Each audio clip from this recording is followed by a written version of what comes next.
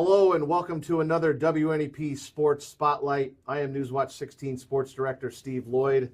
Joining us once again, head coach of the Delaware Valley Warriors, Keith Olsommer. Keith, thanks for coming in. Obviously, here in the month of July, things are moving at a fast pace for you as a head football coach now, going into year 27 out there in Delaware Valley. First, talk about how enjoyable your summer was, what kind of went on with your family, and then obviously moving into your other family, your football family now. Well, we get out of school on a Wednesday. Our weight program started the following Monday, so it's a pretty quick turnaround in terms of starting preparation for the season. But we had a chance as a family to get away, and it was nice because, we have a daughter that's going to be a senior at Old Dominion. She plays field hockey, Mackenzie does, and you don't know how many times that you have left to get away as a group, all five of us. And then Logan is going to be a freshman this year down at Lackawanna College, and there's a lot of moving parts, so you don't know when you're going to be able to, as a collective group, get together again and get away. So it was a nice getaway. Got back, refreshed the batteries, and ready to go. How much fun was it coaching your son and especially having him play quarterback for you? It was a lot of fun. It was stressful in the fact that, especially early on, it took me a while to adjust to the fact that I really struggled as a coach with the idea of, playing your kid because he's your kid, and probably could have played Logan a little sooner than I did. But I didn't, and things worked out well for Logan. He had a really good career. I really enjoyed it. It was a lot of fun, and boy, it went fast. How much conversation between you and him did he get into the X and O's, and do you think he has a future, being like his dad and getting into coaching someday? I think he definitely has a future if he chooses that. He was really good at finding situations where we could run certain plays.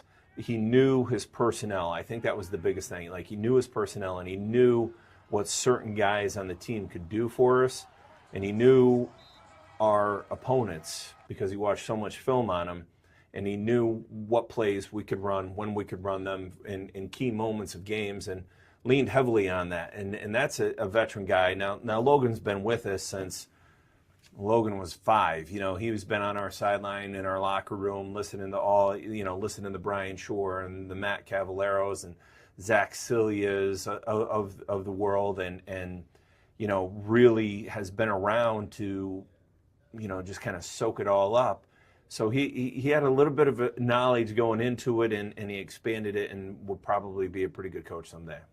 I know our next month here in our Newswatch 16 sports department is crazy with media days. We're preparing our Super 16 countdown and then the sports final. The next month for you, leading up to, obviously you're going to be on the road for week 1. What does that encompass? Obviously a lot of kids, 7-on-7 weight training, lifting, and so doing agility stuff. We continue. This is actually our last week of our weight training. Next week we run what we call the Warrior Kid Camp. It's for the younger kids in our district, in the surrounding area, that far end of Pike County, and a lot of our older guys come in and help out with that. And then we will start with our older guys doing a lot more X and O stuff next week, and some more hardcore conditioning. Then you run in the Heat Week, which is mandatory for all the guys, and essentially it starts. So we'll go through our Heat Week. We'll have our 2-a-days the following week. We scrimmage Bethlehem Liberty again, which is always a great scrimmage for us. And then it's game week. We're preparing for a real quality team in McKeesport. Had an opportunity where we were invited to a kickoff classic that's been hosted out at the Wolverine at Woodland Hills High School for several years, and we are the opening game on the Saturday slate of games. Busy time for you. Yeah, real busy. A few kids on your team that you really think are going to have a great season this year.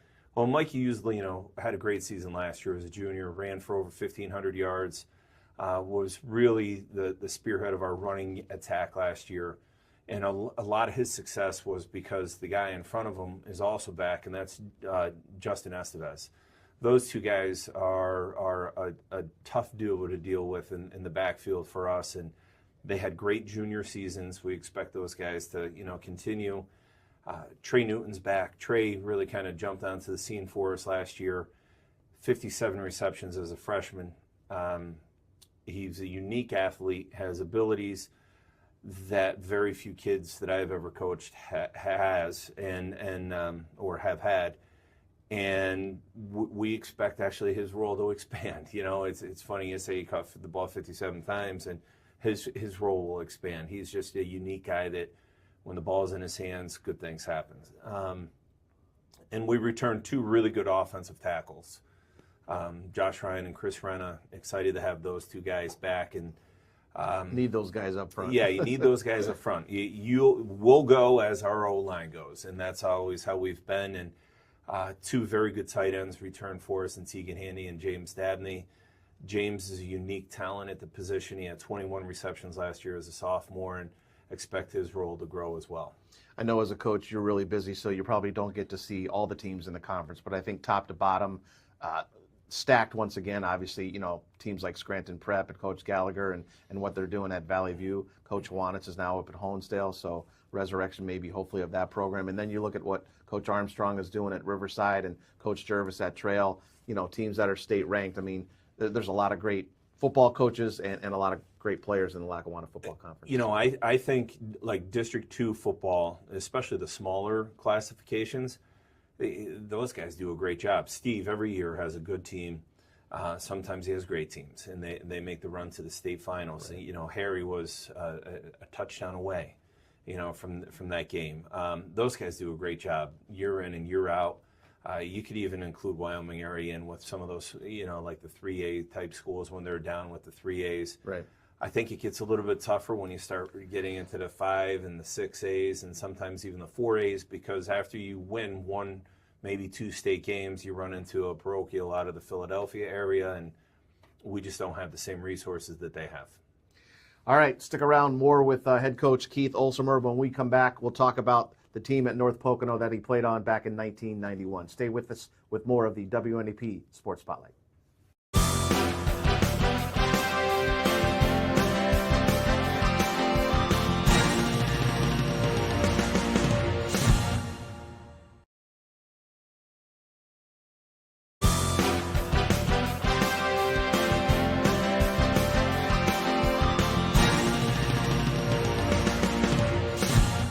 And welcome back to the WNEP Sports Spotlight. I am Sports Director Steve Lloyd. Joining us once again, head coach Keith Olsommer of Delaware Valley. Well, Keith, obviously you're a North Pocono grad.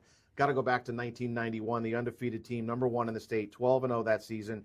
Jason Sepkowski, who went to play at Pitt, was a teammate of yours. B.J. Gallus went to Lafayette. Coach Nick Donato, head coach, Eastern Conference playoffs. You beat Mount Carmel. Then you beat Ron Paulus and Berwick 22-21.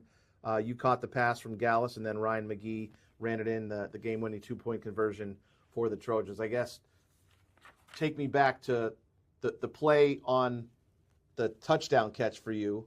It was a quick pop, kind of right there. I think you wore jersey number 12. Yeah. And then Coach Donato deciding to go for 2. But I think we were in a position where it was like 1st and goal, and we had quite a bit of success running the ball for 3-4 yards a clip in the game. And I think everybody in the stadium probably figured, well, they're just going to run the ball here. And we just caught them just quick with a little tight end dump, and everybody, ran to the line of scrimmage thinking it was going to be a run play, and BJ just threw it, and it was, pretty easy play to execute, and great call by Coach Nick. Memories still jogged in your brain from being part of obviously that team and around Coach Donato. What sticks out?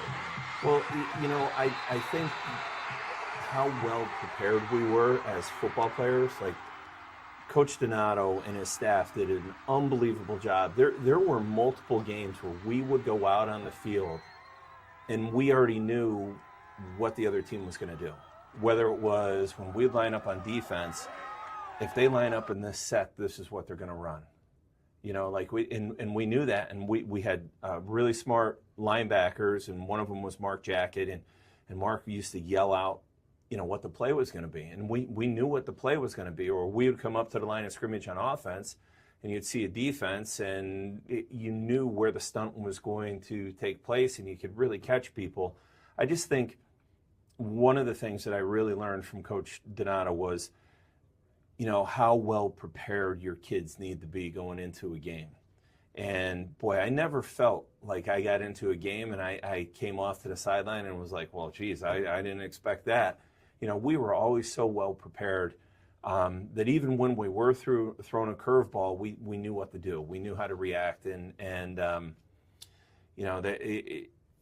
we had a great group of guys, and there were actually several great groups. When I was a senior, we had several great groups of kids that were stacked. We had a lot of guys that were seniors, a lot of guys that were juniors, a lot of guys that were sophomores. I think we had like 70-some kids on the team. And all kind of bought into what Coach was preaching, because I know we graduated and everybody said, oh, what a great year. And the next year they were pretty darn good again, and they lost in the Eastern Conference to Berwick down at Berwick. But that was about when we really had things rolling at North Pocono. It was a pretty good time to be there. Were you always tall and lanky as a kid, and did they always kind of put you at tight end, or was that kind of a position that you asked to go play? No, I always envisioned myself of being the next Dan Marino. I started my career as a quarterback in North Pocono, and actually going into my sophomore year, I still was a quarterback. And then we had one of our tight ends got injured, and they put me in a little bit on the back side, and I did well. But then I had an injury that kept me out for the remainder of the season. And when I came back the next year, it was just go to tight end. And I didn't have a problem with that. You played against Paulus. I believe you beat George Hawanitz and Valley View also. You played against him. Do you guys still kind of talk to this day about, when you guys played against each other? George and I talk more because I see George more, and we kind of laugh about it and some of those different types of things. Ron, I don't get a chance to talk to as much. However, he and I are in touch probably 2-3 times a year. And that's great. You still have those. Yeah, it is. And heck, from when I was at Penn State, I hosted Ron on his official visit.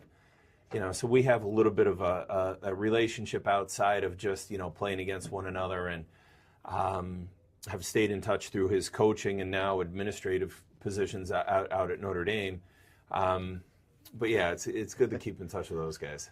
What made him so lethal as a quarterback? Obviously, having Coach Curry there, instructing him, guiding him, teaching him, gave him all those tools. Well, I don't think what people realize is, and you don't pick up on it, is Berwick was pretty big up front. They had some big guys on their O-line, and they had some tall skill guys too that were around Ron. And Ron didn't look like the small guy in the huddle, and that's because Ron was big. Like, Ron's 6'3", 6'4", 215, 210, 215, and strong, athletic, and had an unbelievable arm. So you put the combination of speed, athleticism, strength, and arm strength all together, that's a toxic mix for high school opponents, and he was lethal. He had such a strong arm. I just remember some of the throws that he made in our game, and you're like, wow, the hype is real. He's the real deal, and he was a heck of a football player. Great stuff with Coach Olsommer. When we come back, we'll talk about how he got recruited at Penn State and his career out there and playing in the Rose Bowl in '94. When we come back, more with the WNEP Sports Spotlight.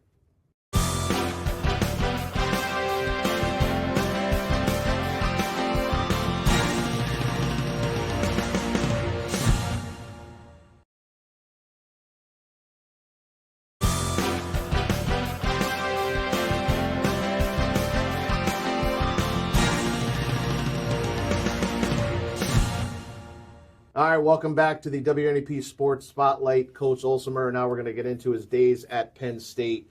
Keith, take me back. Obviously, you're a senior in high school. Was it an interest from Penn State for you to come there, or were you interested in going there? Take me through that process, how that all transpired? Well, it was so much different. Like the recruiting process was significantly different. Going into my senior year, I don't think I had maybe one offer, maybe North Carolina, maybe Syracuse had already offered. You go to a lot of the different camps, and that's where you'd get your offer. Similar to today, but today it's the kids are getting offered as sophomores and not seniors. I think everything has sped up so much in today's world than versus when I played. No, I grew up a Pitt guy, and I was going to go to Pitt, and I was determined, not to because everybody cheered for Penn State, and I always really liked everything about Pittsburgh. And between my junior year and senior year, my parents took me school to school. And I went to camp down at Duke, and when I was at Duke, I went to go see NC State, who was a school that had offered me, in North Carolina, another school, and really liked both of those schools. The triangle down there. Yeah, the triangle. And from that point, we shot across to Notre Dame. And I went from Notre Dame to Pitt. And this was before Pitt redid all their facilities, and now they share with the Steelers. But it was right when they were moving from the on-campus stadium to the play at Heinz Field or Acrisure Stadium, whatever it is today. And it wasn't the best facility. We'll just leave it at that. And the coach that actually toured us around campus was John Gruden. He was part of Coach Hackett's staff, and we went around, and it was what it was, and nothing like it is today. Today, Pitt's gorgeous, but they redid all of those things, and I was, I really liked Syracuse, and I really liked North Carolina, and Penn State really didn't recruit the same way. They recruited as, hey, we're Penn State. Our resume speaks for itself. Here it is. And Coach Pasqualoni recruited me quite a bit at Syracuse, as did Coach Almation, who was the guy who recruited our area. And then Tim Brewster was on Mac Brown's staff at North Carolina at the time, and he recruited me. And he was a great recruiter. He told you everything you needed to know and wanted to hear and all those things. Right. And I really wasn't sold on Penn State until I had a chance. Coach Paterno came to North Pocono. They had a school assembly. The guy talked for 30 minutes about the importance of your education and making great decisions, and then he answered questions. And one of my best friends sitting next to me gets a nosebleed. He's so excited about it and everything. And so then we go and we sit down and we talk. And when we spoke, he didn't talk about football we probably met for an hour. He didn't talk about football for 45 minutes. He talked about the importance of an education, what a Penn State degree could do for you, what he could possibly do for you, having his name on the resume. And he said, because, you're not going to Notre Dame, I can tell you that, our alumni association and Notre Dame's alumni associations are the best in the business. They take care of their kids that graduate from their schools. And it was, and then when he got into the football part of it, he was like, you're going to redshirt. And then you're probably going to be a second string guy. And then you'll work into it. And if you start at Penn State, you'll have a chance to, go and play in the NFL. And everything that he told me in that hour, fast forward 5 years, it worked out almost verbatim. Yeah. But it was that hour that really changed my mind and my impression of, I think that what's best for me is this, and this is what I'm gonna go with. Yeah. He planted the seed. Yeah, he planted a good seed. He knew what he was doing. I mean, there was a reason they were as good as they were for as long as they were, that good, and that's because he knew how to, recruit kids. And recruit moms, right? And he was smart with those things. But at the same time, when you got there, everything that he told you was what you did. There was no, hidden agendas or anything. It was exactly as he laid out there and what he put forth. Jersey number 87, was that they handed it to you? Yeah, they handed that to me. You had no choice in that number? No choice. No, Have you always enjoyed, having that number when you Yeah, played there? once you wear it the first year, it's kind of like it's yours, and you might as well keep it. So, where are you going to go?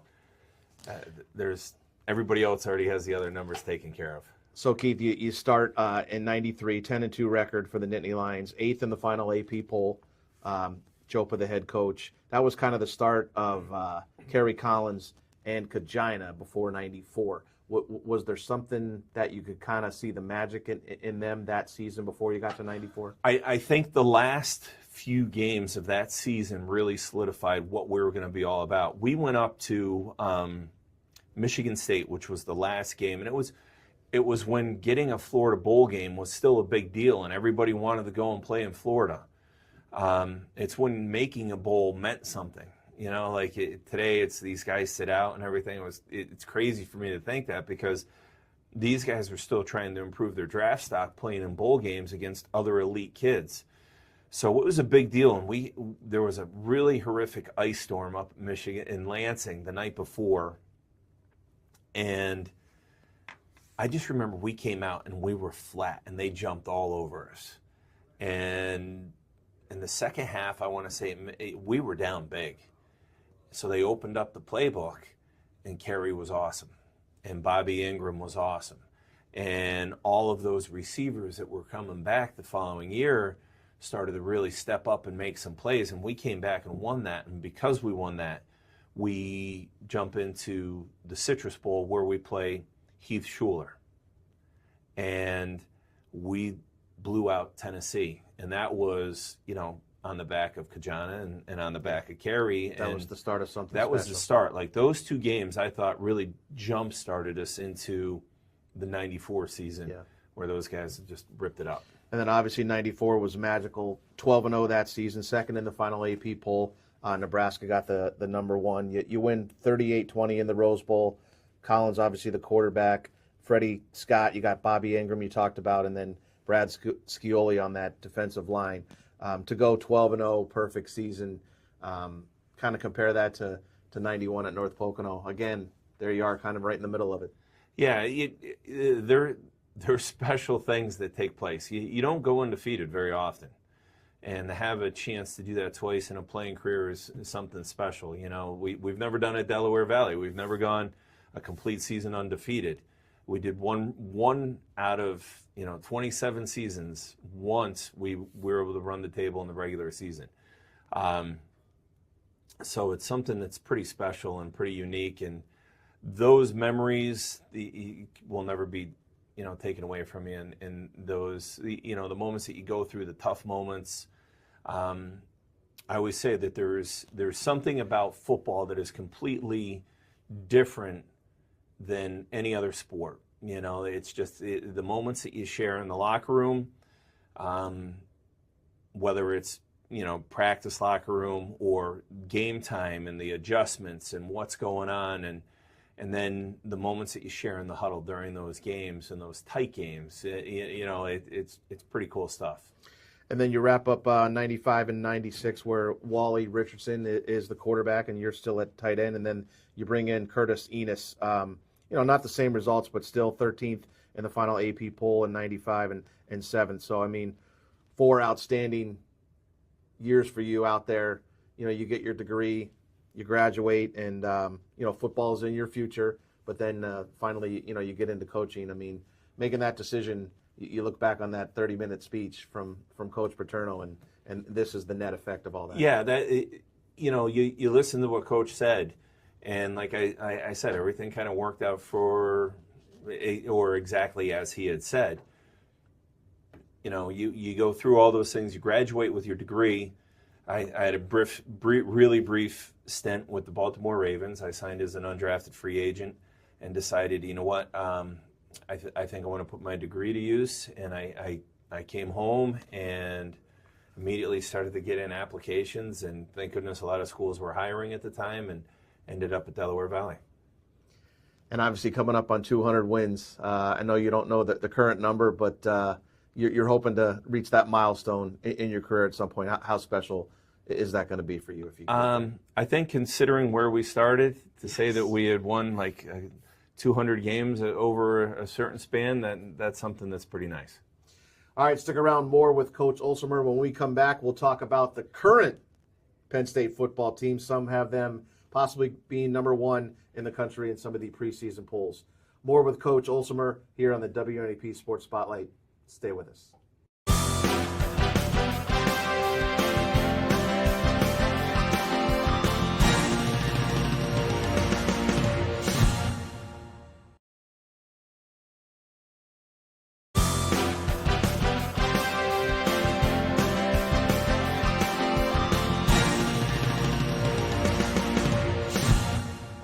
All right, welcome back to the WNEP Sports Spotlight. I'm Sports Director Steve Lloyd, Coach Olsommer from Delaware Valley. Well, we got into your career at Penn State, which was a great one. You look at the current Penn State football team now and what Coach James Franklin is doing.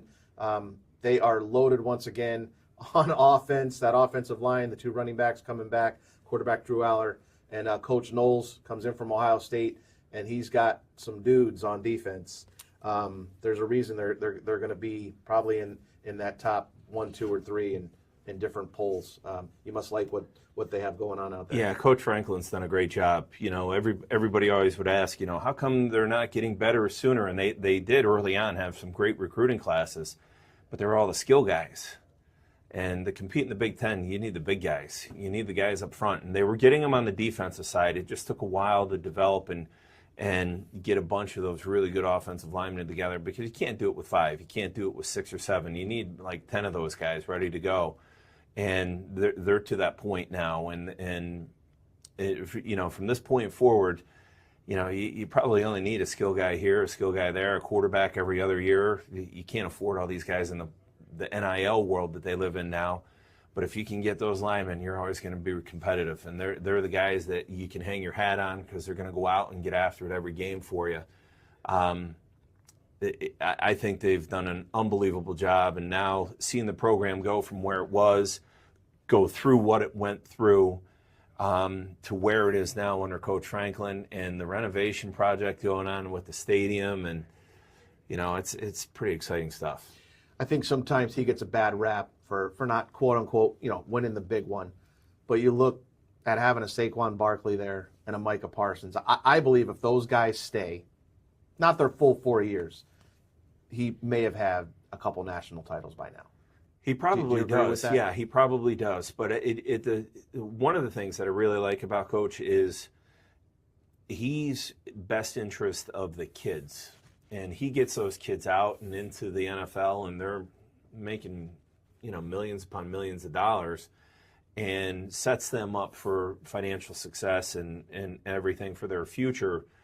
And he gives kids an opportunity, you know, and that's where the recruiting that they have kind of, you know, they lose some good players on that defense that are going to be replaced with some really good players on that defense. Yeah.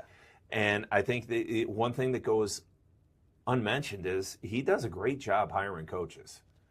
And you need some of those guys with some of that knowledge to come in and compete at that upper echelon. And he's done a really good job of that. You know, yeah, I do believe, though, that if some of the guys did stick around for the 4th year or even the 3rd year, he probably has 2 national titles by now. College football isn't the NFL quite yet. I believe it's getting closer. You look at conference realignment. You look at the 12-team college football playoff. They keep talking about maybe going to 16. I mean, the season is it was long enough years ago. The length of the season now is very crazy. long. It's I mean, crazy. you need health, and then maybe not peaking early and kind of peaking late. And then, I mean, look at Ohio State making that run and adjusting some stuff, and they go on to win the national championship last year. I can't imagine it as a player. That is a long, long season, and you better have a lot of guys ready to play, because people are going to get injured. It's rare that somebody's going to be 100% through that whole stretch of games. You know, I still, you know, Coach Paterno always used to say 10-game season and then go with the playoff system that the FCS schools had. Right. break the bowls up, and everybody goes and you play like that system, and everybody, shunned him and told him he was crazy, he didn't know what he was talking about. Well, here, years later, this is what they're moving toward. Except they play the 13-game schedule before that. And, if there was a way to shorten that down a little bit, even just go to 11 or even 12 games. Right. Do your 8 or 9 conference games, and then, you play 2 or 3 other games so you can load up, the bigger schools on their home schedules. But the other thing is, like, for a lot of those schools that go to the Penn States, that funds their athletic departments. Sure. And that's one thing that kind of always gets missed in the conversations. Villanova's football program is paid for the year because they're going to go and get a good check. Mm-hmm. And they're probably going to be competitive for 2.5, 3 quarters with Penn State, too. They just don't have enough guys. Yeah. But it's crazy to consider the length of the season. But I will say this, it sure is fun to watch. It's fun to watch. It is. Before we wrap this up, Keith, let's talk about some of your former players now playing in college. You got Jason Henderson, Aiden Black, I believe, out at Stanford now, correct? Yes. Justin Klitschnick. Tough to pronounce there. Yeah. Thank you, Ryder Machado. And then you said there's a lineman down Jacob at... Albaugh is at Lehigh. Yeah. Okay. Yeah, it's fun watching those guys play at a pretty high level. Obviously, Jason is a freak, has been a freak since he stepped foot on our field. And you're talking about Jason Henderson. Henderson, yeah. He, preseason All-American again. And coming off of a knee injury, he suffered that in the last regular season, not last year, but 2 years ago. Yeah. And had some complications with the recovery last summer. Mm-hmm.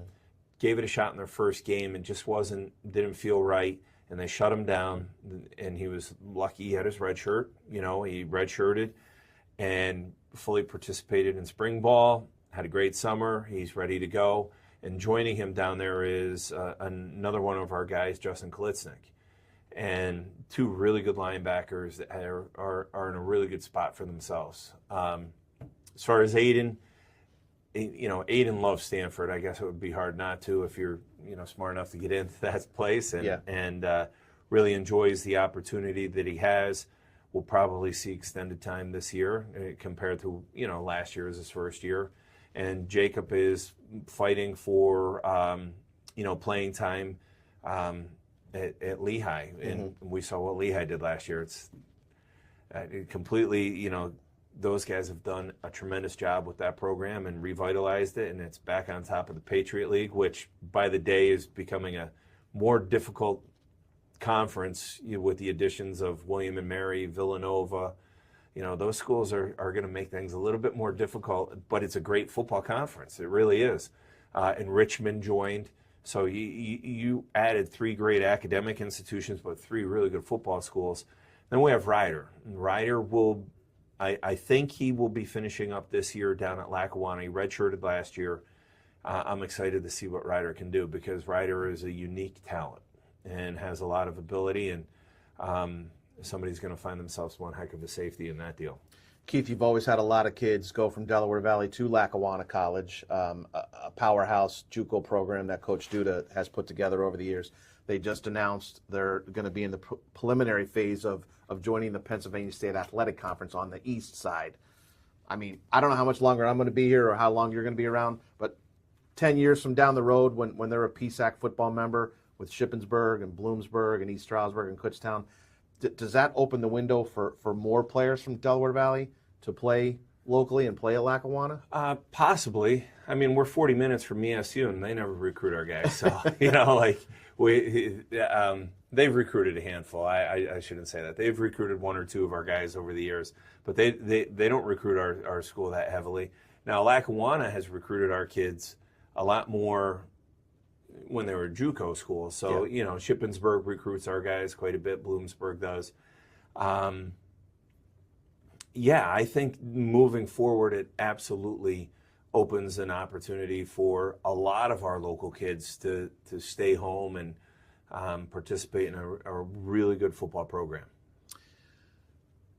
Top teams you like in the league this year? Who are going to be some of the contenders? In our division, Lackawanna League Division I, North Pocono brings back a ton of kids. they're going to be really difficult. As long as Nick Bradley's still at Abington, they're going to be very good. Scranton Prep is Scranton Prep. They're going to have a lot of good football players that go out onto the football field with them. I know Valley View graduates a ton of kids, but if they, and I know that they had a really good freshman team last year, so it depends on how quick those kids get caught up to speed. They're going to be very competitive. Scranton's always got kids. The one thing that happened to them last year, and it's happened to them unfortunately several times, they start off, and then when one or two or three of their linemen get hurt because they don't have the same depth on their line that they do with their skill guys, when those guys get nicked up, it hurts them. Right. If they stay healthy, they're as good as anybody in the league. And then Wallenpaupack's going to be tremendously improved. Their win-loss record may not show it, but they're going to be better. Matt's going to do a great job up there, and it's just a matter of time. Teams are loaded once again. Yeah, Nothing really easy yeah. for you, right? Yeah, right. It's going to be our division is going to be very competitive. Yes. Coach, thanks for your time. Have a great season. Make sure all your kids stay healthy, and good luck to the Warriors once again. Thank you. Appreciate it. All right, thanks for your time. All right, thank you. All right, head coach Keith Olsommer of the Delaware Valley Warriors here on the latest WNEP Sports Spotlight.